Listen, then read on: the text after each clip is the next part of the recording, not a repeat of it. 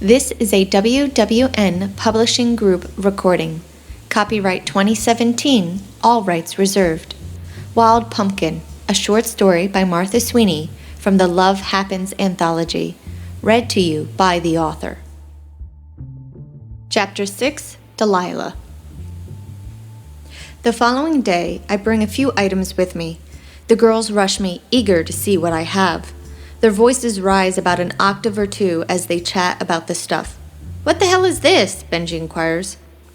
Everyone around me stops talking. "What do you think it is?" I inspect. "I'd say bringing in vibrators is going to get you kicked out," Benji states. "What?" shouts Mr. Hobbs from the doorway.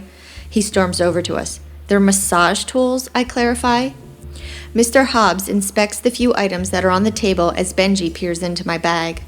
I have to admit, a few of these items could be mistaken for pleasure toys because of their shape. "Is this lube?" Benji blurts, holding up a bottle. "It's oil," I return, snatching it from him. Mr. Hobbs regards me and then looks to Benji. "Keep it clean here, Benji. This stuff is clearly for massages." I'll allow it as long as no one continues with that kind of talk. A few of the teens snicker but nod their heads in agreement. As Mr. Hobbs's phone rings, I start explaining how to use the different massage tools. A few of the girls try it on themselves or a friend. Tank starts using the scalp massager, which gets the teen boys more curious. Mavis asks me to show her how I did a few things I did to her during her massage, and it doesn't take long for some of the students to follow suit. "Next, you're going to tell me you're going to teach a class," Mr. Hobbs claims when I enter his office to pick up my sheet. "I interacted, didn't I? And I got several of the boys involved this time," I state. "I know," Mr. Hobbs sighs. "I saw." "You saw?" I question. "Yeah, I did," he confirms. "You mean you left your office?" I tease. "Watch it," he pushes. "I can take those hours away just as easily." "Yes, sir," I mock with a smirk, rushing out of his office before it's too late. "Hey, Dee," Tank calls from the hall. "Hey," I return. "You ready?" Tank asks, walking closer. "Yep," I answer. Tank and I make our way to the bus stop. "Need a ride?" Lance's voice booms through the window. "You asking me or Dee?" Tank checks, eyeing Lance. "Both of you," Lance says. Tank looks to me. "You going?" I shrug. "If you go, I go. If you don't, I don't," Tank informs. I smile and nod, wanting to see how the two males will get along in a new environment. As I get up from the bench, Tank holds the front passenger door open for me. "Where do you live?" Lance asks, looking back at Tank. "I live just south of the bridge, 2 blocks east of Independence," Tank answers gruffly. "Cool," Lance replies. "Where are you, Dee?" Tank searches. "Off of Cherry and Oak," I reply. "Good to know," Tank says lowly. "We'll drop you off first," Lance says as he pulls away from the curb. "Why?" Tank huffs. "I live near Delilah," Lance explains. I watch Tank's face in the rearview mirror. I can tell he's looking for an objection, but nothing comes to mind. When the guys continue their strong silent mode, I flip on the radio. Lance doesn't offer an expression to my choice in hard rock, but Tank smirks and starts bobbing his head to the beat. "Got your phone?" Tank asks me when Lance pulls up to his house. "Yep," I confirm. "Let me see," Tank instructs. I hold it up, shaking it.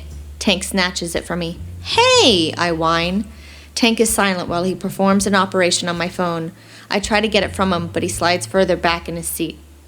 A few seconds later, he hands it back right as his phone vibrates. "Dude, not cool," I proclaim.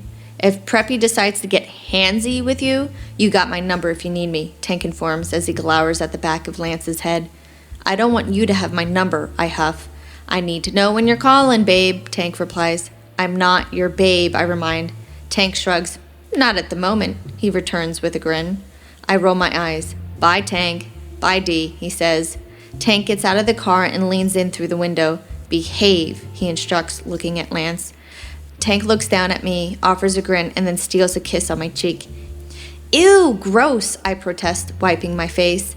Tank chuckles as he walks away. "Call me if he gets inappropriate," Tank directs. "When have I ever gotten inappropriate?" Lance balks. I snort. Tank takes his index and middle finger of his right hand, points it to his eyes, and then out to Lance before turning to enter his building. "Bye, sweet cheeks," I holler. Tank looks back and grins. I face Lance. "What?" I feign. Lance shakes his head. "Jealous," I muse as he pulls away. "Nope," he lies. "Tank is right, you know," I declare. "What?" Lance checks. It's the quiet ones who are always more inappropriate, I explain. Lance smiles. You're quiet. I pause for dramatic effect. Dang, you got me, I say with a wicked grin. This is the end of this chapter. Thank you for listening. I hope you've enjoyed the story so far. To find out about new releases before the general public, be sure to subscribe to my newsletter. You'll find a link below in the description. Also, to be notified when the next chapter is published, make sure you subscribe to my channel.